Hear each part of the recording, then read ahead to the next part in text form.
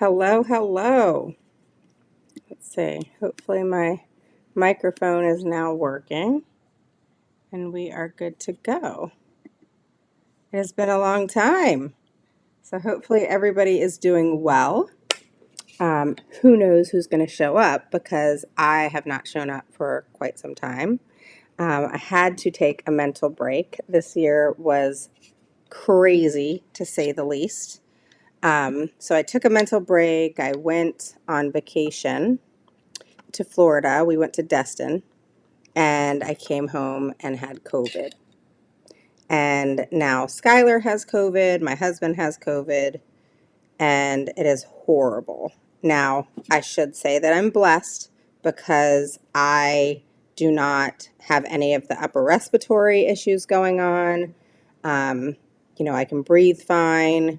My whole body is completely depleted. I feel horrible. No energy, like kind of a dry cough. Um, just yucky feeling. But I am alive, and I was like, okay, I can't go another 2 weeks without going live because it's been so long. So I am here. Okay. So if I cough, I apologize. But I have some information for you guys. So if you want to share this, go ahead and share it. And for those of you who don't know me, my name is Raven Woods. I'm the CEO and founder of Autism Mama Rocks, the IEP, and I help parents gain the knowledge and the confidence to become the CEO of their IEP meeting. With that said, post a 1 below if it's your first through third time catching me live, and post a 2 below if it's your over third time catching me live. And you oldies but goodies know what to do. So post a 2 below if you're fourth time on and you're an oldie but goodie. Post a 1 below if it's your first time catching me live. So welcome to all you newbies, and make sure you say hello, tell me where you're from, and we're going to get started with some content here today. All right. So I'm just going to keep it frank. You guys know me. I keep it pretty frank and transparent pretty much. So first off, this year, you think last year was a shit show? This year's going to be a shit show. All right. No matter how your IEP has possibly gone as of yet.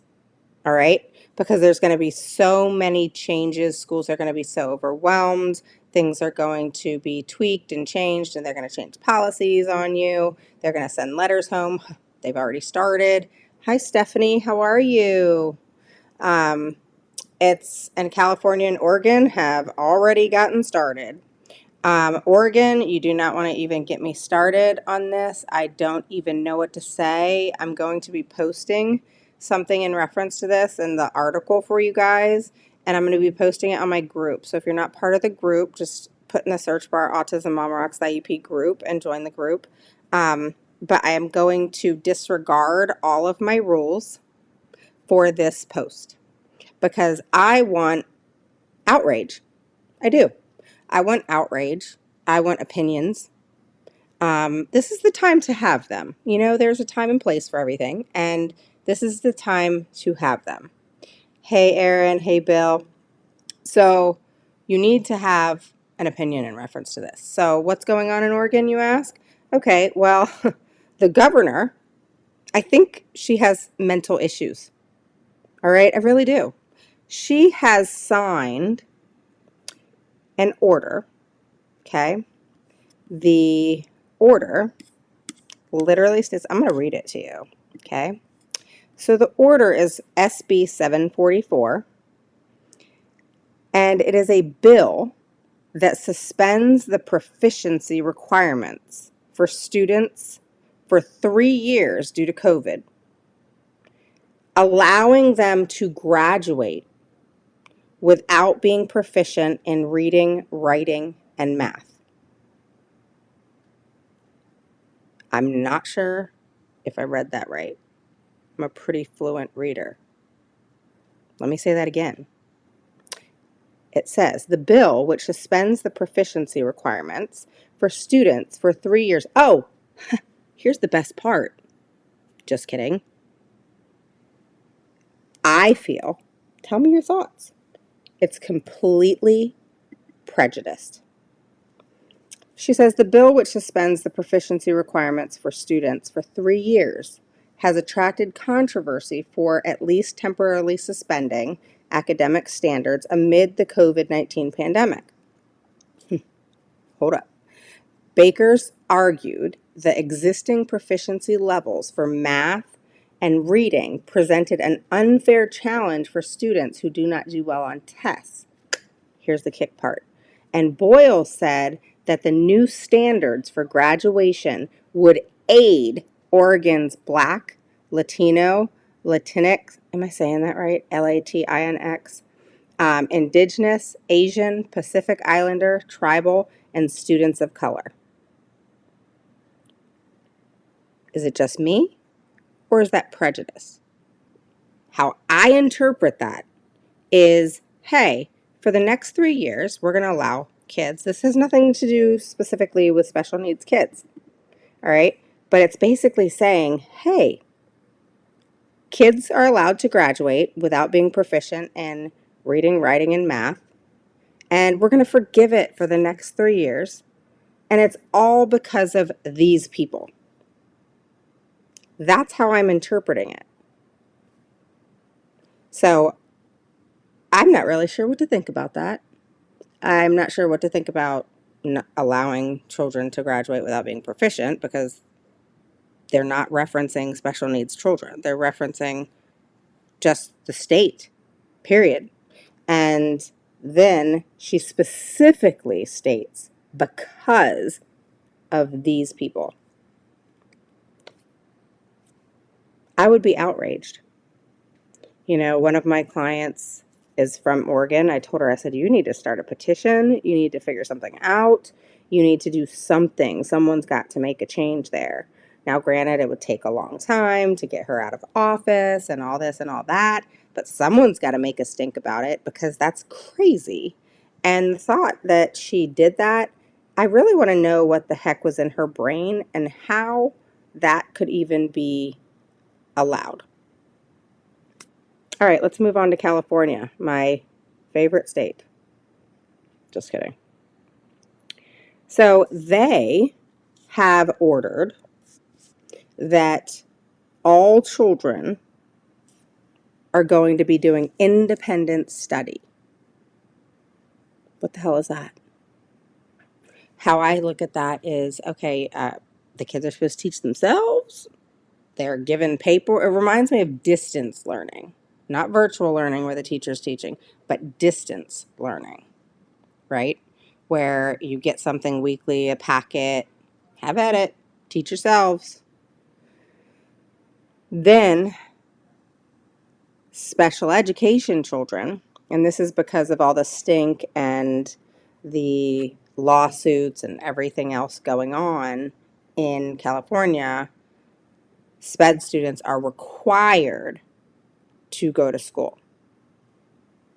So you have gen ed kids who have to do independent study, and you have special ed kids who are mandated to go to school. Now, last year we would have argued this, that, you know, why not take our kids and have them be in school, right? And we were outraged at the fact that they weren't allowing our kids to be in school, right? But I mean, now that, to be honest, now that I've gotten COVID and how awful it is, I would hate for a child to get it. And you know, there was 3 teachers just yesterday, and within a 24-hour period, who died in not California, in Florida. I got an alert today on my phone, and you know, COVID is serious. I lucked out. Hopefully, it doesn't get worse, because it can progressively get worse each day. And it has, but I haven't had the breathing issues. So I hope that, you know, on my date, which is the 20th, that I can resume normal activity. But, you know, nobody wants to get it, you know. So in my mind, I'm thinking, okay, well, in California, if it's mandated for kids to show up, I'm not a fan, because New York does this too. where they mandate things and they don't give parents the option, all right? Because parents need to have options. And it's unfair to not give parents options and the ability to make decisions for their own children. And so it's not an argument about them going to school and it being mandated that they go to school, but it's about the mandation part, if you will, and not allowing parents to make their own choices and decisions based on the situation for their own children. So, as we know, that's going to become an issue and it's going to create some outrage. It already has. People are livid. Um, and, saying things like making deals with the devil, the school has received all these funds, and then they just want to like pawn, independent study off on children, and, who's going to be teaching, and this is what's happening is there's a lack of teachers, and so schools are at a loss and not knowing what to do, and these are the things that are now transpiring, all right? And now what's happening is you have, hi, how are you? Yes, post a 1 below if it's your first through third time catching me live. Post a 2 below if you're an oldie but goodie. And I apologize that I'm kind of blah, but I have COVID. And, but I didn't want to go another 2 weeks without going live. Um, so it's just starting, guys, so it's going to be a complete shit show this year. I'm just waiting for what's next. I wonder what state's going to be next. I bet it's going to be Texas or New York. But who knows? Who knows what state's going to be next? New York's a royal pain in the ass. Texas, another pain in the ass. The bigger states are a big pain in the ass. The smaller states, I seem to have to teach them. Even the bigger states, but the bigger states know better. They just play stupid. So good luck. Okay, have a nice day. Bye, y'all. I'm just kidding.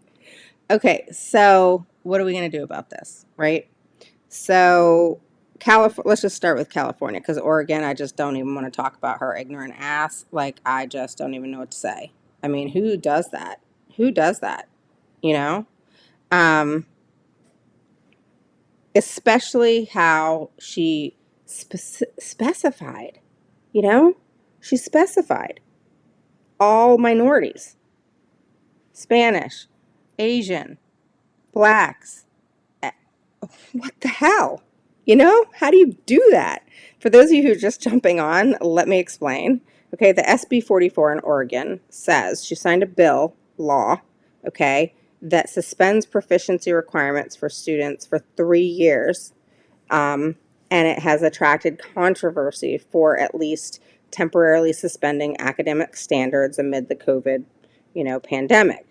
And the governor argues that the proficiency levels for math and reading presented an unfair challenge for students who do not do well on tests. And then she specifies that it aids in graduation standards for Black, Latino, Latinx. I don't know if I'm saying that right, so I apologize.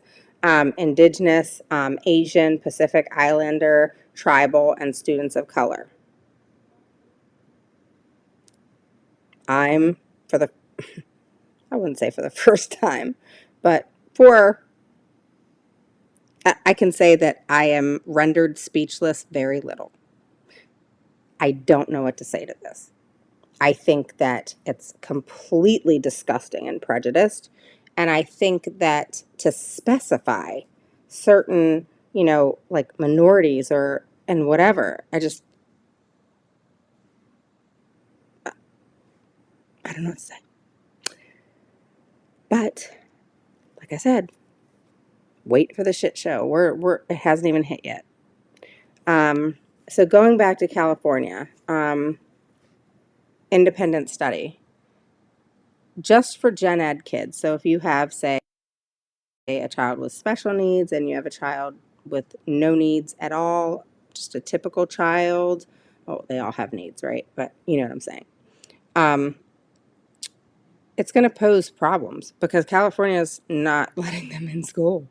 So they're having to do this independent study, whatever that looks like. And, you know, independent study is what it says. Here's your work. Have fun doing it. I guess they'll check on them each week. Do you know, Erin? Are they going to check on everybody each week? Are they going to teach it all? Is there any learning going to happen? Because I'm not sure how children are supposed to just teach themselves. Like, what does that mean?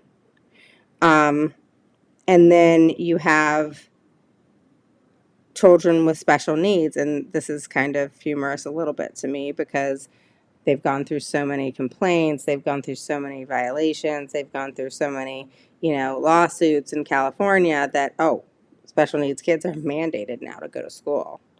But everybody else gets independent study. I think that's pretty prejudiced as well.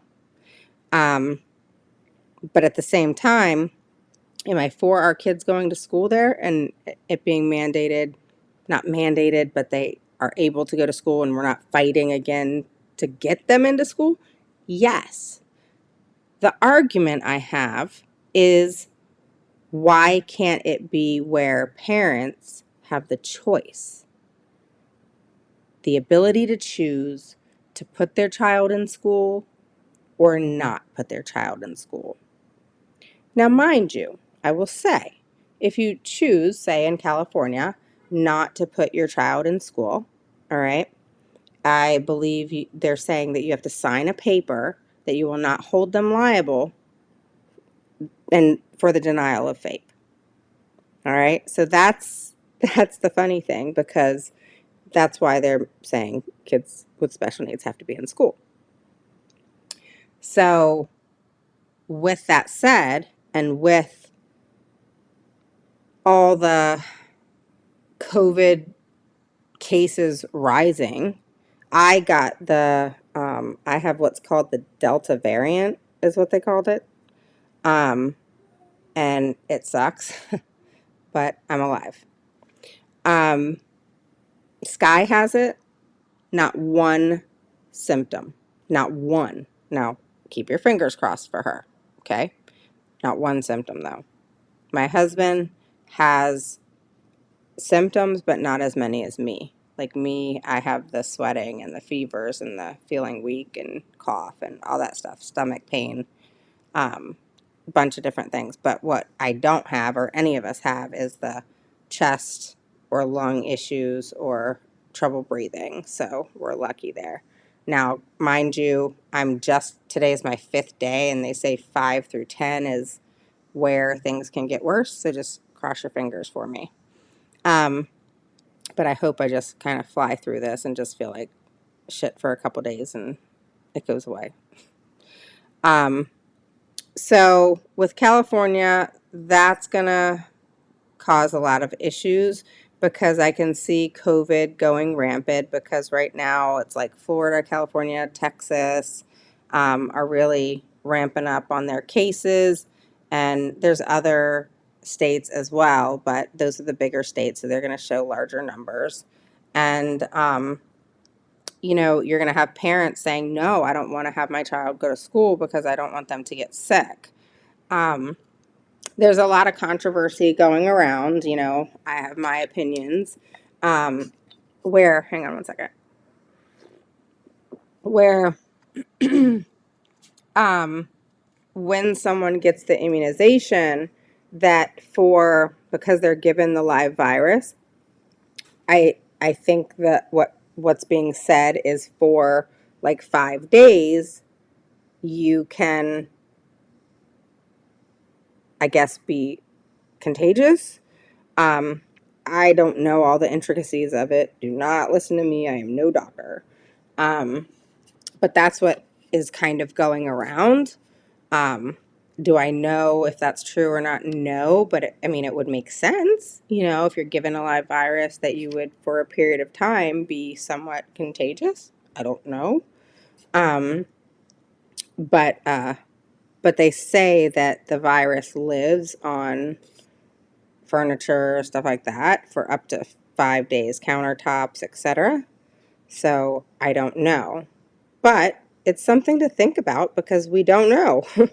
So I'm in my mind, I'm thinking, okay, well, we have teachers, and I always try to play devil's advocate because honestly, I don't know. I'm not a doctor, and everybody has different freaking opinions, so I don't know what to think. Tell me, post below what you guys think if you know, because, um, in my mind, I'm thinking, okay, well, teachers are, I think in California, they maybe the different schools are mandating their teachers to get the test or the vaccine. And so what if, here's my what if they are contagious for the 5 days or whatever? It's a misconception. Oh. Um, so I guess my thing is like, what if, and then they're, you know, our kids are susceptible to possibly getting it. Um, Kimberly says that it's a misconception. So, like, and I get it. Like, people say different things. So it's like, who knows? But I can see parents thinking, right, Kimberly? Okay, is my child going to get it because a teacher got it or another child got it? Um, so it's interesting, all the things going around. So when I say this year is going to be a shit show, guys, prepare yourselves. Um, Now let's talk about IUPs for a second. Um, I thought, which is why I had to take a mental break, that, oh, after this period in June, it was like mid-June, I think, I was like, oh, I'm going to be free for July and maybe part of August. I'm good to go. I can take a break and a breather. Just kidding. Did not happen. Um, And then I was just like, oh my gosh, this is crazy because things just continued through the summer. Like I have worked all summer. And so that's why I had taken a break. So, um, school districts this summer, let me tell you some of the issues. Denying children who qualify for ESY. That was one. Number two, not denying ESY, but saying to parents or having them sign, this is what we do. Oh, we offer 9 to 1, 3 days a week. This is what teachers have to have vaccines tested twice a week. My problem with viruses, so much gray area. Yes. Um, Thank you, Kimberly. I was doing independent study with my third grader in California. We had to check in with the teacher at the very minimum every 2 weeks. That's crazy. So how did that go, Davinia? I know we're going to be talking about that soon, but how did that go? Like the independent study. But here's the thing with independent study is parents have to be right there. I mean, what do you do if parents have to work? There's parents that actually have two-parent households or even one-parent households, and people have to work. If they have to sit with their kids to teach them again this year, I mean, people have lost their jobs, all kinds of things. So it's like, it's just going to create more and more and more problems. So it's unfortunate. Hi, Angela. How are you? Hi, Tamara. Thank you, Tamara. I appreciate it. Um, I agree, Bill. They should stand up in a large group against the school board. Um, and, I have a parent doing that now who's, you only get 3 minutes. So each time he's going and saying his piece each month for 3 minutes and raising hell. I think it's beautiful. And the funny thing is the school board, when someone talks for the 3 minutes, they can't say anything. So it's perfect. You like literally have the floor. um, and he was telling me how he told the superintendent, who was not paying attention to him at all, um, that he needed to finally get off his ass, and all of a sudden his head pops up. So I thought that was pretty humorous.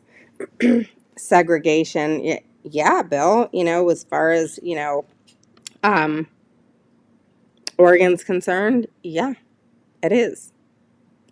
So it's unfortunate. All right. So, guys, with your IEPs, you need to make sure your IEPs are on point as always. You need to make sure that your present levels of academic achievement and functional performance are on point. And when I say on point, you read every line, and it should not, okay?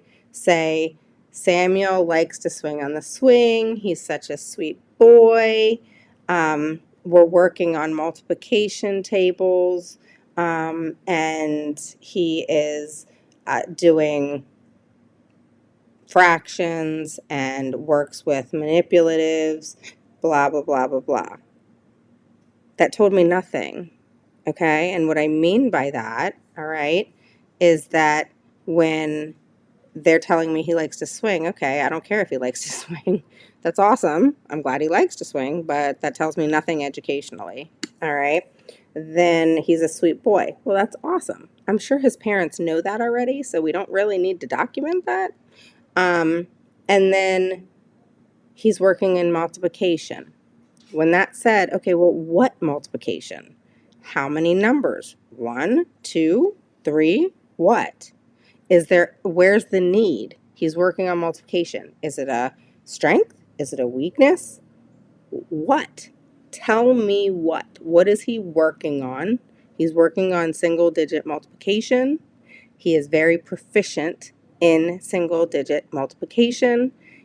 We are moving on to double digit multiplication. He is struggling with double digit multiplication, and this is what I'm doing to help him improve. All right. And when there's a struggle, a need, that's when you make a goal out of it. So then a goal would be double digit multiplication. Okay. And then in accommodations, you put in whatever accommodations that child needs to support them in the double digit multiplication that they are now having a little bit of difficulty with, but have been proficient and mastered single digit. Okay? So those are the things you have to look for. So don't look for your kid's great, they like to swing, great personality, and then the very basics. The fluency is great, reading books um, on their level, or I mean, just that workaround that they do. No, what grade level is my child reading at? So you need to see Samuel is reading at a third grade reading level. Okay, you need to see he is reading at a third grade reading level and is comprehending what he is reading. All right. Comprehension is reading. Fluency is not reading. Fluency is the ability to read words. Okay? So never believe the school when they say your child is reading. Okay, cool. Prove it to me. How is my child reading? What grade level are they reading at? How is their comprehension? Are they understanding everything that they read? How do you know that they understand everything that they read? Have you tested them? Is there a STAR exam? There's a Dibbles. There's, all kinds of things out there. iReady, all kinds of different things to test them, so to speak. It's not a formal, but it is a test that they can do at the beginning of the year, the middle of the year, kind of like spring, summer, or spring, winter, fall. All right. And then you can see if they've made progress or if they have not. Um, so never take one's word for it. It's not to be nasty. It's if you're going to say something to me, put your money where your mouth is and show me that it's true. Um, because they're so busy just throwing up at the mouth of the things that your child can do. And then you guys are finding out 2, 3 years later that your child can't read, or your child is 2 years, 3 years behind in math. All right. You don't want these things to happen. So you got to nip them in the bud now. And start asking those possibly very difficult questions for you and questioning everything. All right. If they're saying, and look at your progress reports. All right. Many parents are actually finding that their goals are repeating themselves year after year. The school districts are not making recommendations in order to change what is not working. If something is not working, a smart educator changes up what is being done in order to help the child make progress. If it doesn't work again, they change it up in order to help the child make progress. It's okay to keep trying something new till you figure out what works. What's not okay is to not make recommendations based on the fact that the child is not making progress. That leads to dishonesty, that leads to mistrust and no trust at all. It leads to all kinds of things. Okay? Then parents are losing their mind, which granted they have every right to, and it is just a downward spiral from there. So I've continuously requested school districts to please just be honest with parents. Let them know if their child is unable to do something. They're not going to be mad if you say, hey, your child, something's not working. We need to come together. We need to figure this out because it's not working and he's not making progress. Let's work together and figure this out. Parents are not going to be mad at that. They may be disappointed that there's no progress right at that minute, but there's not going to be trust issues. There's not going to be, an ongoing situation, because all of a sudden you're going to come together and work together as long as there's transparency there. But if there's not, then it leads to this downward spiral, and nobody wants that. It's not fun. I spent this past year fighting with school systems on things that I should never have fought with them over. And all because they want to be stubborn. They want to do things on their terms. They don't want to adhere to IDEA or even their state law. And it's just one of those things where I really don't want to go through that again this year. Do I see it happening? Yes. But I pray to God I don't. And, I was looking at an IEP yesterday, and mom, bless her heart, does not know about IEPs. She just doesn't know about it. And, that's no fault of hers. We're not, it's like we're not born, our kids aren't born, and us moms or dads are handed over this parent manual to tell us exactly what to do to be perfect. So it's the same thing, but we just have to be mindful of everything going on and trying to best work things out. But you cannot put it on yourself for not knowing everything.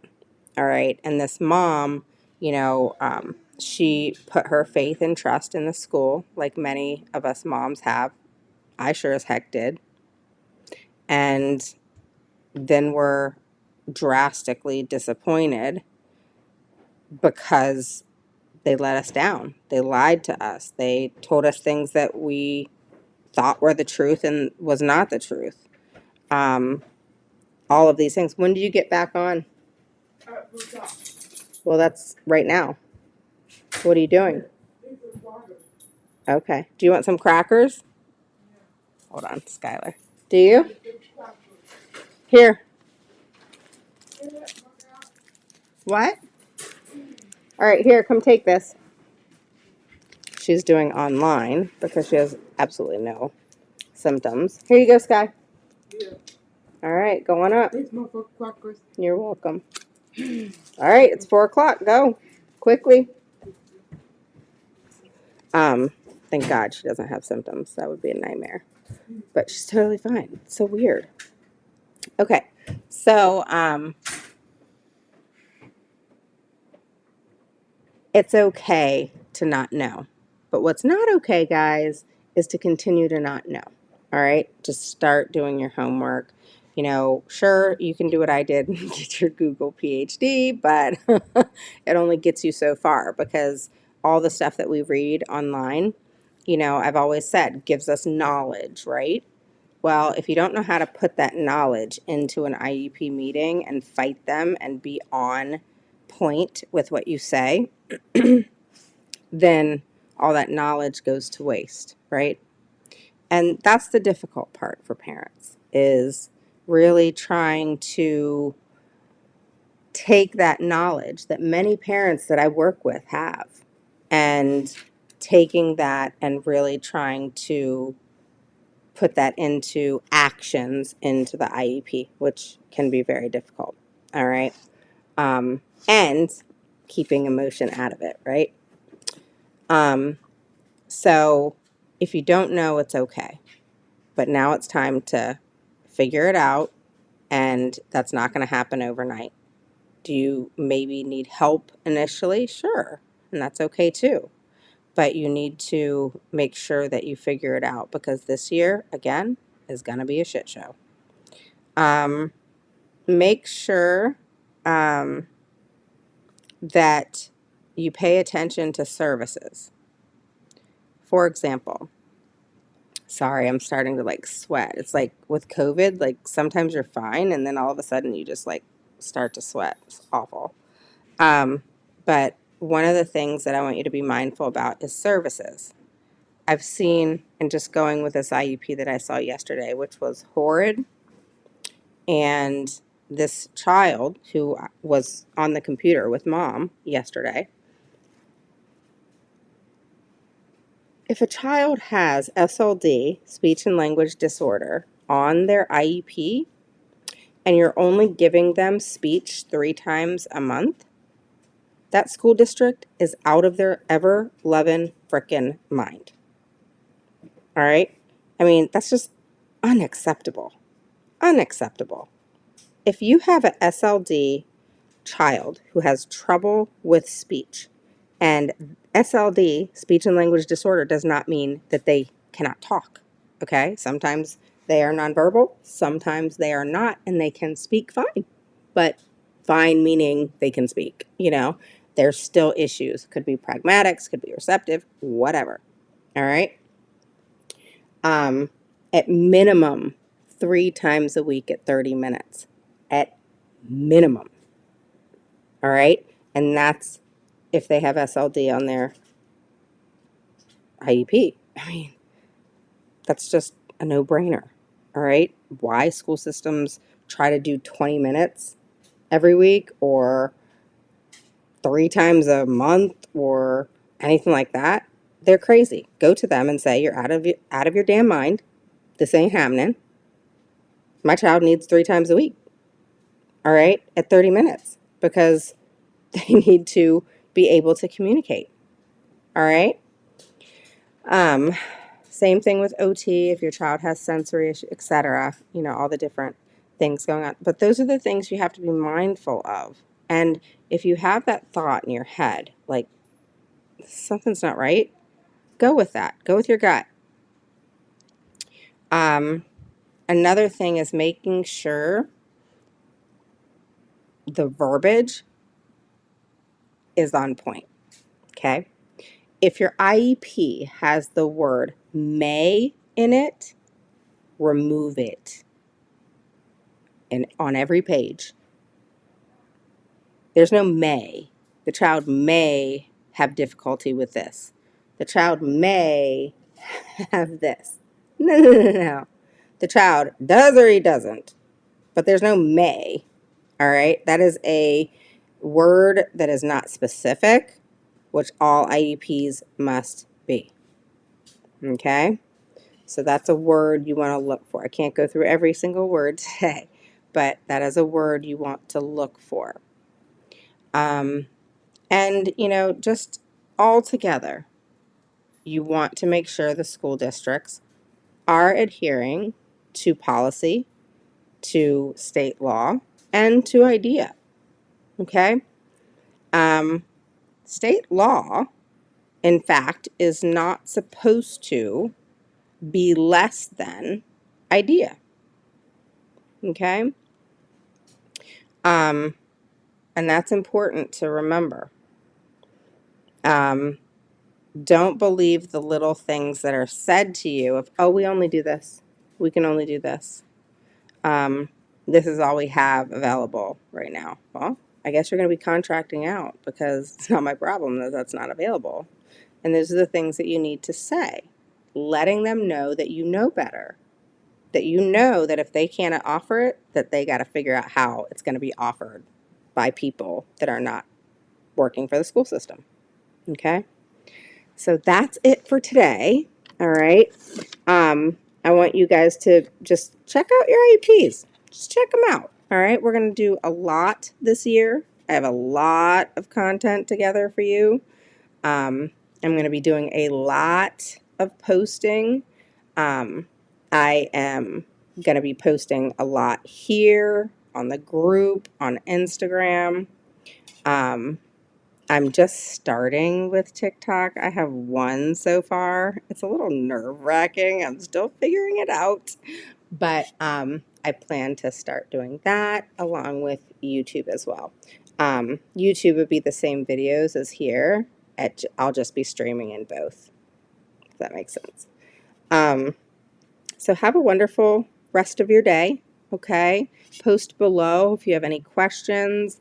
You can also reach me on WhatsApp, which is the easiest way to reach me. If you don't have WhatsApp, all you got to do is go to your app store, download it for free, stick in your email, you're good to go. All right?